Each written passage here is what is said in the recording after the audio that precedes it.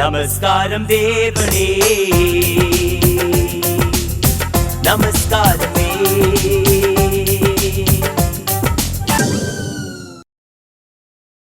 ஜெபத்தை குறித்து நான் தொடர்ச்சியாக உங்களுக்கு கற்றுக்கொண்டு வருகிறேன். போன வாரம் நாங்கள் எப்படி கூட்ட ஜெபம் எல்லாருமாய் சேர்ந்து ஜெபிக்கும் பொழுது ஆசீர்வாதமாய் இருக்கும் என்று சொல்லி நான் உங்களுக்கு கற்றுக் கொடுத்தேன். இந்த வாரம் நான் உங்களுக்கு 3 காரியங்கள் மூலமாய் எங்களுடைய ஜெப வாழ்க்கையை நாங்கள் கட்டி எழுப்ப முடியும். நம்முடைய ஜெப வாழ்க்கையை நாங்கள் எப்படி கட்டி எழுப்ப முடியும்? we have to improve our prayer life. நம்முடைய ஜெப வாழ்க்கையை நாங்கள் ஊக்குவிக்க வேண்டும். ஒருவரும் இந்த உலகத்தில் சொல்ல முடியாது நான் ஜெப வீரன் என்று. ஏனென்றால் ஒவ்வொரு முறையும் நீங்கள் ஜெபிக்க உங்களுக்கு புது வெளிப்பாடுகளை ஆண்டவர் தருகிறார். நம்ம 20 நாள் உபவாசம் பண்ணிட்டு போகலாம், அதோடு நம்ம வாழ்க்கை முடியவில்லை. 37 வருஷம் நான் ஜெபிக்கிறேன், இன்றைக்கு நான் சொல்ல மாட்டேன் நான் ஒரு பெரிய ஜெப வீரன் என்று. ஏனென்றால் ஜெப வாழ்க்கை என்றால் நாங்கள் ஒவ்வொரு நாளும் ஆண்டவரோடு சேர்ந்து நாங்கள் நடக்கிற வாழ்க்கை. அதை நாங்கள் தொடர்ச்சியாக அடுத்த நிலைமைக்கு நாங்கள் கட்டிக்கொண்டு போக வேண்டும். பாருங்க, ஒரு சகோதரனை பார்த்து ஒரு பாஸ்டர் சொன்னாராம், தம்பி நீ ஜெபிக்கணும் என்று. அப்ப அந்த தம்பி சொன்னானா, பாஸ்டர் எனக்கு பிரச்சனை ஒன்றுமே இல்லையே, நான் ஏன் ஜெபிக்கணும் என்றானா. அப்ப பாஸ்டர் சொன்னாரா, நீ பிரச்சனைக்கு பார்த்து கொண்டிருந்து ஜெபிக்க போகாம பிரச்சனை இல்லாத நேரத்தில் நீ ஜெபிச்சியன்னா பிரச்சனை வரைக்க அது உனக்கு ஒன்றும் செய்யாதுன்னு. என்ன பாருங்க, அதுதான் நம்முடைய வாழ்க்கையில முக்கியம். சில நேரம் நம்ம என்ன செய்யறோம், ஒரு பிரச்சனை வரைக்க தான் நம்ம ஆண்டவரை தேடி ஓடுகிறோம். ஆனா பிரச்சனை வர முதலே நம்ம ஆண்டவரை தேடி போகும் பொழுது ஆண்டவர் என்ன செய்கிறார் என்றால், பிரச்சனைகள் வந்தாலும் எங்களுக்கு பிரச்சனையே இல்லை. ஏன்னா அப்பா பார்த்து கொள்வாரு, நாங்கள் ஜெபிச்சு கொண்டிருக்கிறோம், அப்பா எங்களை அடுத்த நிலைமைக்கு கொண்டு போவாரு. கையுள்ளவர்கள் மாத்திரம் தட்டி ஆண்டவரை மகிமைப்படுத்தலாம். ஹல்லேலூயா. பாருங்க, ஒருவர் அமெரிக்க தேசத்துல பெரிய ஒரு சூறாவளி காற்று அடிச்சுச்சாம். அடித்து எல்லாம் விழுந்து, பில்டிங் எல்லாம் விழுந்து இவர் தப்பித்தாரு. தப்பின உடனே அவர் எழும்பி சொன்ன முதல் காரியம் என்னன்னா, ஆண்டவரே அடுத்த வாரத்திலிருந்து ஒழுங்கா நான் சர்ச்சுக்கு போவேன்னு. எதுல தப்பினாரு? சூறாவளி காத்துல தப்பின உடனே அவர் சொன்ன முதல் காரியம் என்ன? அடுத்த வாரத்திலிருந்து நான் ஒழுங்கா சர்ச்சுக்கு போவேன் என்று. பாருங்க, நாங்க ஒரு சூழ்நிலைக்காக காத்திருக்க தேவையில்லை ஜெபிப்பதற்கு. ஜெபம் என்றால் நம்முடைய வாழ்க்கையில நாங்கள் ஜெபிக்க கற்றுக்கொள்ளும் பொழுது ஆண்டவர் எங்களை அடுத்த ஆவிக்குரிய நிலையில் அவர் கொண்டு போவார். விசுவாசிக்கிறவர்கள் ஒரு நல்ல ஒரு அல்லேலூயா சொல்லுங்க ஆண்டவருக்கு.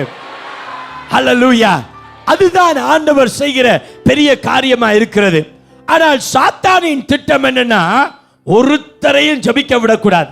உங்களை எப்படியாவது ஜெபிக்கிறதுக்கு சாத்தான் தடை பண்ணினான்னா அவனுக்கு பெரிய சந்தோஷம். ஏன்னா ஜெபிக்காம ஒரு விசுவாசி இருந்தா அந்த சபை வளராது.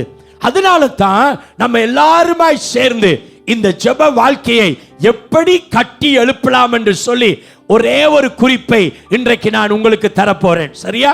ஓகே. முதலாவது குறிப்பு என்னவென்றால், என்னுடைய ஜெப வாழ்க்கையை நான் கட்டி எழுப்புவதற்காக செய்ய வேண்டிய முதல் காரியம் என்னவென்றால், ஒவ்வொரு நாளும் ஜெபிக்க வேண்டும். Pray regularly. ஒவ்வொரு நாளும் நாங்கள் ஜெபிக்கும் பொழுது நம்முடைய ஜெப வாழ்க்கையை நாங்கள் கட்டி எழுப்புகிறோம். பக்கத்தில் பார்த்து சொல்லுங்க, ஒவ்வொரு நாளும் ஜெபிக்கணும்.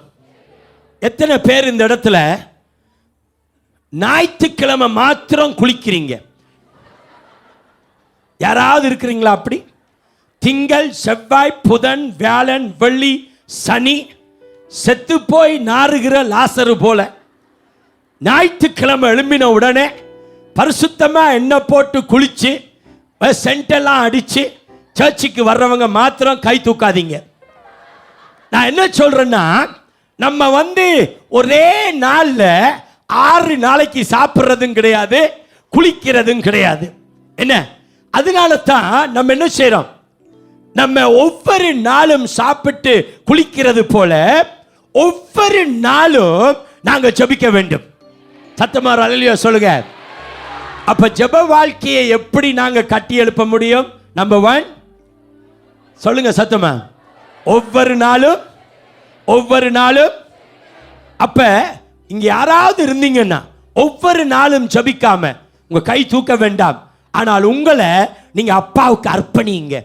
ஒரு பையன் பாஸ்டர் பார்த்து சொன்னானாம், பாஸ்டர் எனக்கு 10 நிமிஷமே ஜெபிக்க கஷ்டமா இருக்கு, உட்கார்ந்தன்னா தூக்கமா வருது, என்ன பாஸ்டர் எப்படி என்று கேட்டானா. அப்ப பாஸ்டர் சொன்னாரா, நீ பேசாம போய் ஒரு கூட்டம் ஜனங்கள் ஜெபிக்க அங்க உட்கார்ந்துரு, அப்புறம் பார்க்கலான்னு. இவன் ஒரு கூட்டத்தை தேடி போய் அங்க உட்கார்ந்து இருக்கிறான். உட்கார்ந்தவன் ஒரு மணித்தியாலம் விடாம ஜெபிச்சிட்டு இருந்திருக்கிறான். ஹல்லேலூயா. அப்ப நம்ம என்ன செய்யணும்னா, ஜெபிப்பதற்கு நாங்கள் ஜெபிக்க நம்மை நாங்கள் திட்டப்படுத்தி தீர்மானப்படுத்தி நம்மை ஒப்பு கொடுக்கும் பொழுதுதான் நம்ம ஜெபிக்கலாம். பாருங்க, இந்த தம்பிமாரெல்லாம் இந்த கீபோர்டு ஆடுறாங்க, சரியா? இப்ப நீங்க யாராவது வந்து பாஸ்டர் நானும் கீபோர்டு ஆட போறேன்னு சொன்னா உங்களுக்கு முடியுமா? சொல்லுங்க, முடியாது. இன்னொரு தம்பி இருக்கிறான், அந்த கிட்டாவை வச்சு அவன் இப்படி சிரிச்சு அவன் தன் பாட்டில் அப்படி ஆடி பாடுவான். நானும் யோசிப்பேன், இப்படி அடிச்சா இவ்வளவு நல்லா இருக்குமென்னு. அவன் இல்லாத நேரம் நான் கிட்டா எடுத்து அடிச்சு பார்த்தா ஒண்ணுமே வருதில்ல. ஆனா இப்படி தான் ஆட்டம் தான் வருது. ஏன்னா கத்துக்கொண்டா தான் நம்ம என்ன செய்யலாம், ஆனால் அது பண்ணலாம். நாளைக்கு ஒலிம்பிக்ஸுக்கு ஓடுறவங்க இன்னைக்கு மட்டும் நல்லா தூங்கி கண்டதையும் கற்றவன் பண்டிதன் ஆவான், கன்றதையும் சென்றவன் பன்றியாவான் என்று எல்லாத்தையும் தின்னு பெரிய ஒரு வவுத்தோட போய் ஒலிம்பிக்ஸுக்கு ஓட போனா அங்க ஓட விடுவாங்களா? விட மாட்டாங்க. டெய்லி பிராக்டிஸ் பண்ணணும், அப்பத்தான் போக முடியும். அதே மாதிரி தான் நம்ம ஜெப வாழ்க்கை வேண்டுமென்றால் ஒவ்வொரு நாளும் ஜெபிக்க கற்றுக்கொள்ள வேண்டும். அல்லேலூயா. பாருங்க, நான் ஜிம்முக்கு போவேன். ஜிம்மில் போனா அங்க ஒரு எக்ஸசைஸ் இருக்கு. அந்த எக்ஸசைஸ் என்னன்னா, அந்த சீட் இப்படி இருக்கும். அந்த சீட் எப்படி இருக்கு? இப்படி இருக்கு. காலு அங்க போடணும், தலை இங்க இருக்கும். இப்படி படுத்து கிடந்து அவர் எண்ணுவாரு, 1 2 3 என்ன எலும்பி வரணும். சும்மா வயிறு பிச்சிடும். நான் சொல்லுவேன் இந்த இருக்கு 3க்கு பிறகு 10 எண்ணுவேன். அவர் சொல்லுவார் இல்ல 3க்கு பிறகு 4. என்ன பாஸ்டண்டா விட மாட்டாங்க, அங்க போட்டு இழுத்துருவாங்க. ஆனா அப்படி போய் பண்றதுனால மத்திய பிரதேஷ் ஒழுங்கா இருக்குது.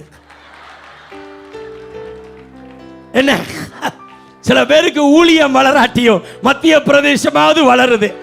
பாருங்க, நான் என்ன சொல்றேன்னா, நம்ம ஒழுங்கா போய் ஒவ்வொரு நாளும் இப்படி காரியங்களை செய்யும் பொழுது நம்ம டிசிப்ளின் பண்ணி நம்ம வளர்றோம். இதே போலதான் ஜெப வாழ்க்கை. ஒவ்வொரு நாளும் நாங்க ஜெபிக்க வேண்டும். எங்களுடைய ஜெப வாழ்க்கையை அடுத்த நிலைமைக்கு கொண்டு போவதற்காக.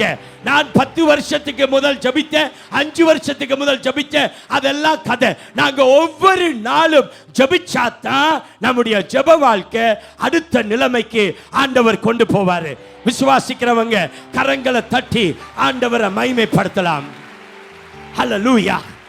பாருங்க, 3 காரியங்கள் ஒவ்வொரு நாளும் ஜெபிக்க நமக்கு தடையா இருக்கும். முதலாவது 3 காரியங்கள் நமக்கு ஜெபிக்க தடையா இருக்கிறது.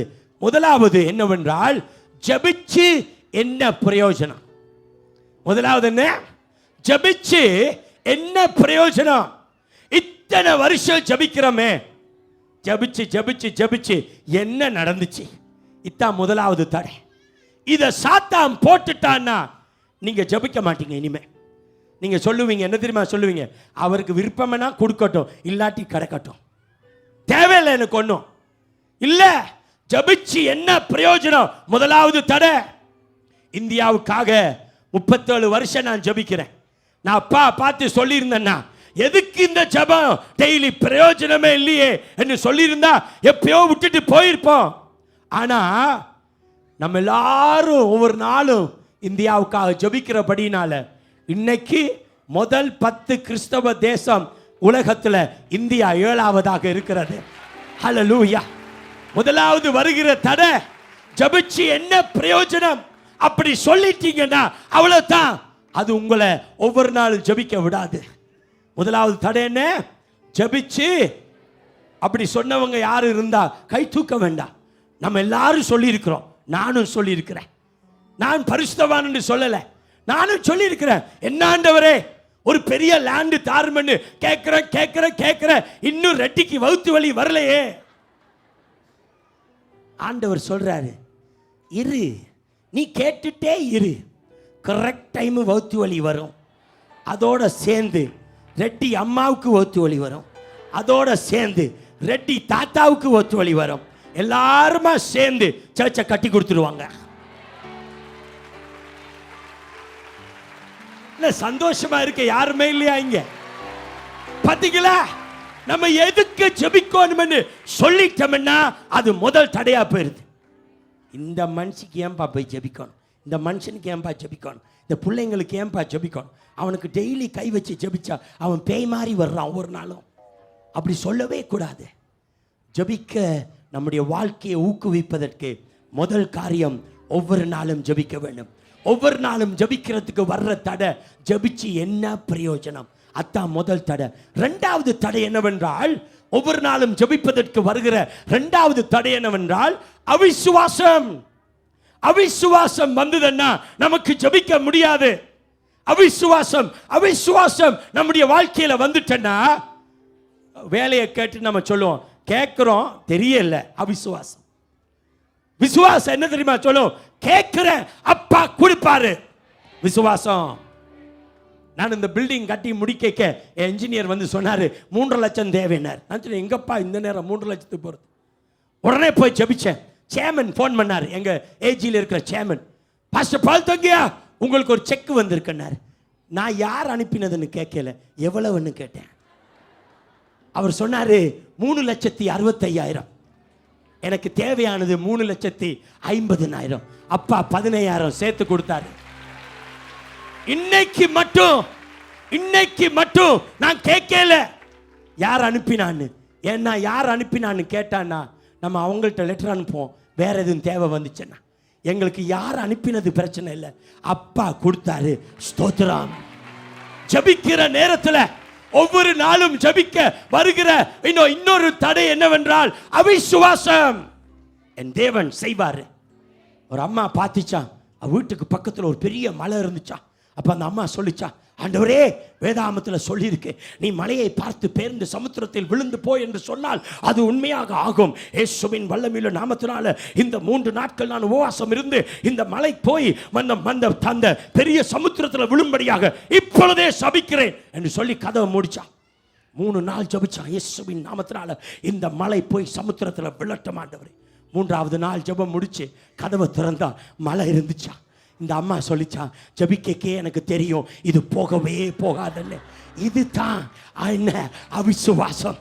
இதுதான் அவிசுவாசம். மகனை ஜெபிச்சு அனுப்புறது. ஆண்டவரே என் மகன் எக்ஸாம்ல பாஸ் பண்ணணும் அனுப்பிட்டு உட்கார்ந்து யோசிக்கிறது, ஃபெயில் ஆயிடுவானா தெரியலையே என்று யோசிக்கிறது. இதுதான் அவிசுவாசம்.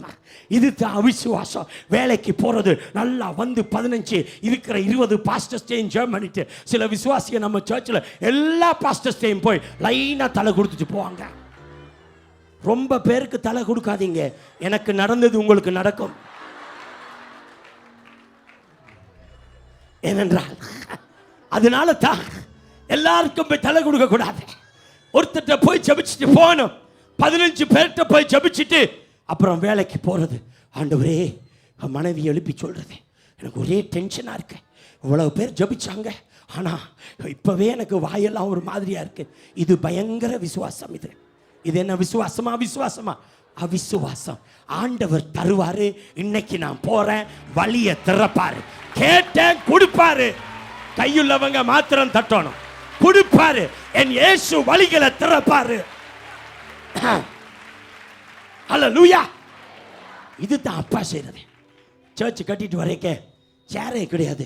அப்ப சேர் வாங்கணும். ஒருத்தர் வீட்டுக்கு போனேன் ஜெபிக்க. அப்ப எனக்கு ஸ்ட்ரைட்டா அவர் மூஞ்சியை பார்த்து சொன்னேன், உங்களுக்கு அற்புதம் நடக்கும். நடந்துச்சுன்னா எனக்கு 20 சேர் வாங்கி கொடுக்கணும்.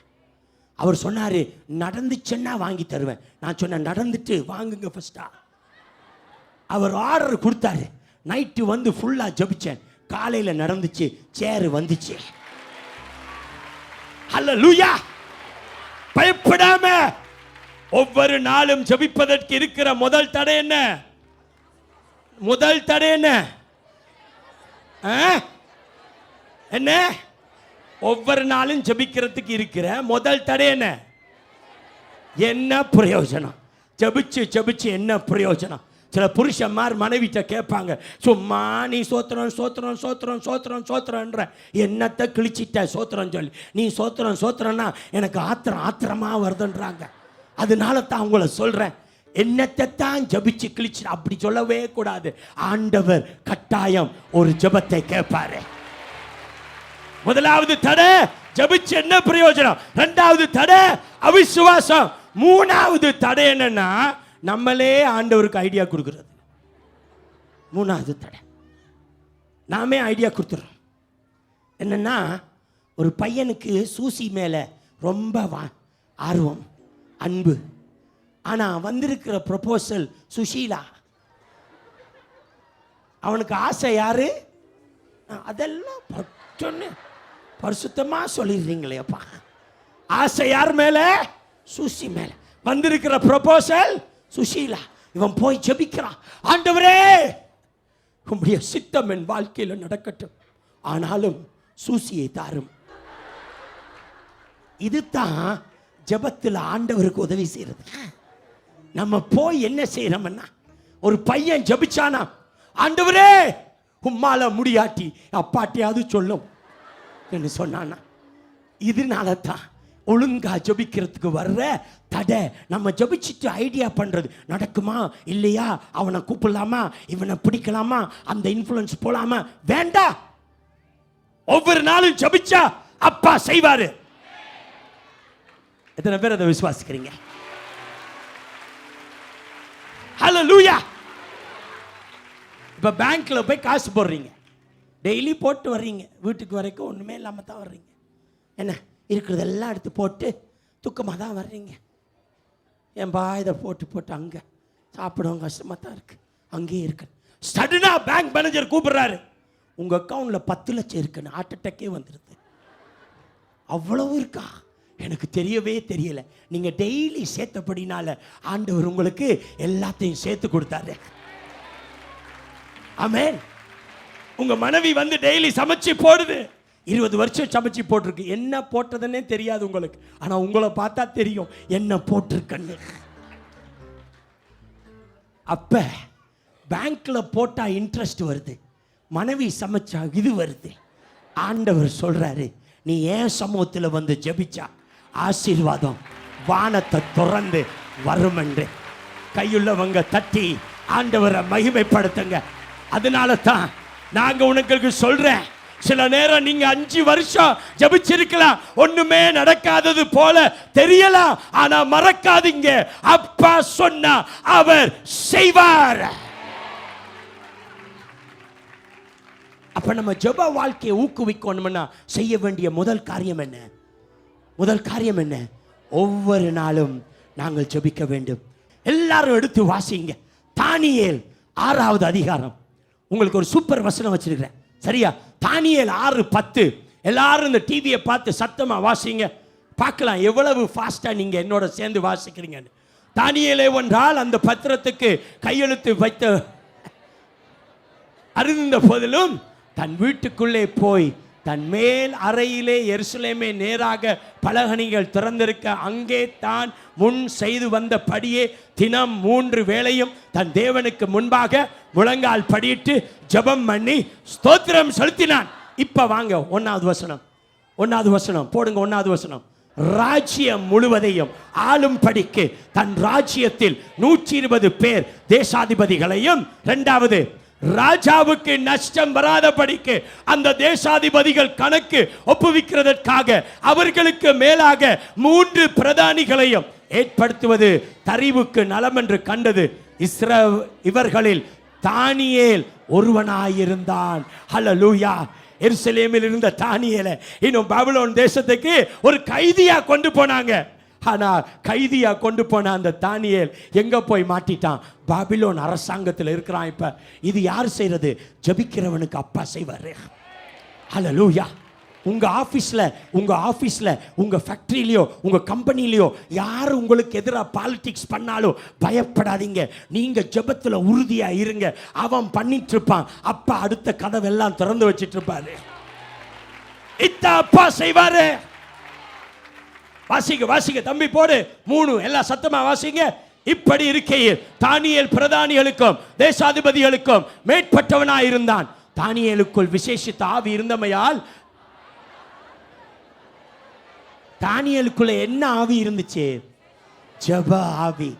ஜெப ஆவி இருந்தபடினால அந்த ராஜாவே நினைச்சான், இவனை இந்த கம்பெனிலேயே இவனை உயர்த்தி வைக்கலான்னு. யார் உங்களை உயர்த்த பார்க்குறாங்களோ அதுக்கு எதிராக இன்னும் 100 பேர் வேலை செய்வான். அடுத்த வசனம் 4. அப்பொழுது பிரதானிகளும் தேசாதிபதிகளும் ராஜ்யத்தின் விசாரிப்பிலே தானியேலை குற்றப்படுத்தும்படி முகாந்திரம் தேடினார்கள். ஆனாலும் ஒரு முகாந்திரத்தையும் குற்றத்தையும் கண்டுபிடிக்க அவர்களால் கூடாதிருந்தது. அவன் உண்மையுள்ளவனாய் இருந்தபடியினால் அவன் மேல் சுமத்த யாதொரு குற்றமும் குறைவும் காணப்படவில்லை. 5.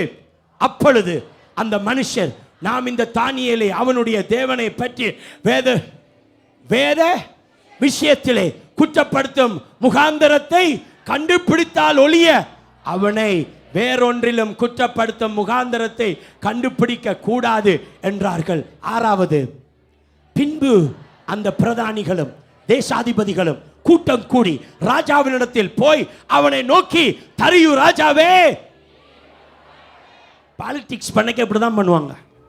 தேவையில்லாதெல்லாம் வாங்கி கொடுப்பாங்க. ஏன்னா பாலிடிக்ஸ் அங்கத்தான் தொடங்குது. இன்னொருத்தனை ஜெப வீரனை கொல்லலான்னு எவ்வளவு திட்டம் போட்டாலும் அது வாய்க்கவே வாய்க்காது. யாராவது சண்டைக்கு வந்தா சண்டைக்கு போகாதீங்க. ஒருத்தன் ஏய் என்ன அவனை பார்த்து ஏய் என்ன சொல்லாதீங்க. அவன் ஏன் என்ன பேசாமல் போயிட்டுருங்க. ஆண்டவர் பார்த்துக்கொள்வார். நான் சொல்றது நல்லா இருக்கா? 7வது வசனத்தை வாசிங்க சத்தமா.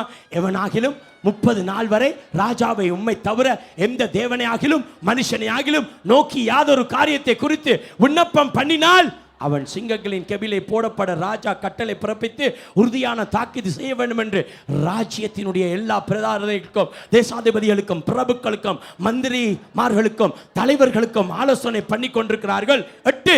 அதனால் இப்பொழுது ராஜாவே மேதியர்க்கும் பேர்சியர்க்கும் இருக்கிற மாறாத பிரமாணத்தின் படியே அந்த தாக்கீது மாற்றப்படாதபடி நீர் அதை கட்டளையிட்டு அதற்கு கையெழுத்து வைக்க வேண்டும் என்றார்கள். 9. அப்படியே ராஜாவாகிய தரியு அந்த கட்டளை பத்திரத்தில் கையெழுத்து வச்சான்.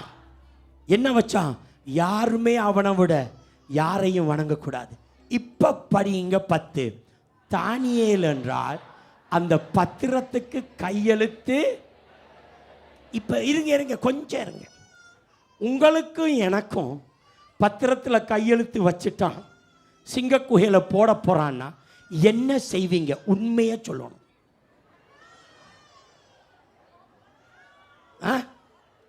என்ன செய்வீங்க? விழுந்து அழுவான். இன்னொருத்தர் சொல்லுங்க. யாருமா சொன்னா? ஓடி போய் யாரு? நீ அம்மா. அல்சூர்ல இருக்கிறவன் எங்கேயாவது ஒசூர்ல போய் ஒரு மூலையில ஒளிஞ்சு இருப்பாங்க. எனக்கு எதிராக திட்டம் போட்டுட்டாங்களே, என்ன கொல்ல போறாங்களே என்ன. ஆனா தானியேல் என்ன செய்தான்? அதை கேள்விப்பட்ட பிறகு நம்மனா யாரையாவது வீட்டில் போய் ஒளிஞ்சிருப்பான் கட்டிலுக்கு அடியில். அது ஒரு சின்ன பையன் பார்த்து கதவை தட்டினா சொல்லுவான், அங்கிள் சொன்னார் அடியில் ஒளிஞ்சிருக்கிறேன்னு சொல்லாதன்னு சொன்னார். அவன் நேராக வந்து வெட்டிட்டு போவான். இவரை பாருங்க கதையை. எங்க தானியேல் அதை கேட்ட பொழுது யார் வீட்டுக்குள்ளே போனா? படியுங்க. யார் வீட்டுக்குள்ளே போனா? பக்கத்து வீட்டுக்குள்ளேயா? அடுத்த வீட்டுக்குள்ளேயா? அவன் வீட்டுக்குள்ளேயே போய் நேராக கதவை திறந்து அங்கே தான் முன் செய்தபடியே தினமும் 3 வேளையும் தன் தேவனுக்கு முன்பாக முழங்கால் படியிட்டு ஜெபம் பண்ணி ஸ்தோத்திரம் செலுத்தினான். கைதட்டி ஆண்டவரை மகிமைப்படுத்துங்க. எப்படிப்பட்ட சூழ்நிலைகள் வந்தாலும் ஜபிக்கிற மனுஷனுக்கோ ஜபிக்கிற மனுஷிக்கோ ஆண்டவர் அவனை காத்துக் கொள்வார். பயப்படாதீங்க.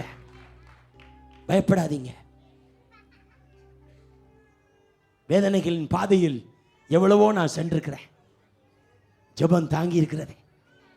ஜெபம் மாத்திரம் இல்லாட்டி எப்பயோ ஒசூர் ரோட்டில் இருப்போம், செமெட்ரியில். அங்கே நான் யாரை புதைக்க போனாலும் அவ்வளோ பேரும் வந்துடுறாங்க.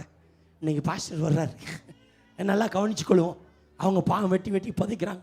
ஒரு நாளைக்கு நம்மளே அப்படி தான் வெட்டி போடுவாங்க. ஆனால் அப்பா என்ன செய்கிறாரு? ஜபிக்கிற மனுஷனுக்கு இன்னும் கொஞ்சம் நாளை கூட்டி கொடுத்து உதவி செய்கிறாரு. இந்த உலகமே சிங்கம் போல விழுங்கலாம் என்று இருக்கிற நேரத்தில் ஓடி போய் ஜபிச்சிங்கன்னா அப்பா என்ன செய்வார்? சில நேரம் தாமதமாக இருக்கும், ஆனால் கவலைப்படாதீங்க. தானியேல் இதெல்லாம் கேட்ட பொழுதும் எப்படி 3 வேளை ஜபிச்சானோ அதே போல கதவை மூடியில்லை, கதவை திறந்து வச்சு அப்பாவை நோக்கி எருசலேமை நோக்கி பார்த்தான். அவன் மேலே இருந்த ஆவி என்ன ஆவி? ஜெப ஆவி. பார்த்தீங்களா? நம்முடைய ஜெப வாழ்க்கையை ஊக்குவிப்பதற்காக நாங்கள் செய்ய வேண்டிய முதல் காரியம் ஒவ்வொரு நாளும் ஜெபிக்க வேண்டும். 2வது வசனத்தை எழுதுங்க, நாங்கள் ஜெபிக்க போகிறோம். சீக்கிரமாய் வசனத்தை எழுதுங்க. சங்கீதம் 55 16 17. சங்கீதம் 55 16 17 எல்லாம் வாசிங்க. நானோ தேவனை நோக்கி கூப்பிடுவேன், கர்த்தர் என்னை ரட்சிப்பார். 17 அந்தி சந்தி மத்தியான வேளைகளிலும் நான் தியானம் பண்ணி முறையிடுவேன், அவர் என் சத்தத்தை கேட்பார். ஹல்லேலூயா. அவர் என் சத்தத்தை, எல்லாரும் சொல்லுங்க, காலையிலும் மாலையிலும் ராவிலும் அப்பாவை கூப்பிடுவேன், அவர் என் சத்தத்தை கேட்பார். அப்ப நம்ம ஜெப வாழ்க்கையில முன்னேறி வரணும்னா செய்ய வேண்டிய முதல் காரியம் என்ன? ஒவ்வொரு நாளும் ஜெபிக்க வேண்டும். தடைகள் 3. முதலாவது தடை என்ன? இவ்வளவு ஜெபிச்சு என்ன பிரயோஜனம்? 2வது தடை என்ன? அவிசுவாசம். 3வது தடை என்ன? நம்மளே ஆண்டவருக்கு ஐடியா கொடுத்துறது, இப்படி வராட்டி அப்படி செய்யுமே. வேண்டாம், நம்ம அவருக்கு ஐடியா கொடுக்க தேவையில்லை. எங்களுக்கு மூளை கொடுத்தது அவருக்கு மேலே ஐடியா அவர் வச்சிருக்கிறாரு. சந்தோஷமா இருக்கிறவங்க கரங்களை தட்டி அப்பாவை மகிமைப்படுத்தலாம். ஹல்லேலூயா. If you are blessed by today's message or need prayer or want to support this ministry, please call the number on your screen right now or log on to www.fgag.tv.